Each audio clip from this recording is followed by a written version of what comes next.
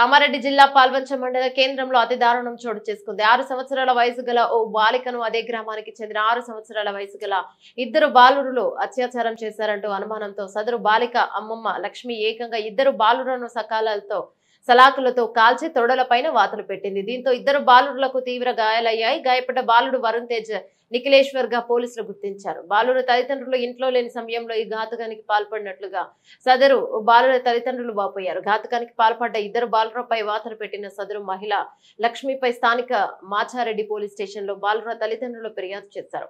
లక్ష్మిపై కఠిన చర్యలు తీసుకోవాలంటూ తల్లిదండ్రులు డిమాండ్ చేశారు. బాలుర తల్లిదండ్రుల ఫిర్యాదు మేరకు కేసు నమోదు చేసుకుని దర్యాప్తు చేస్తున్నట్లు మాచారెడ్డి పోలీసులు తెలిపారు.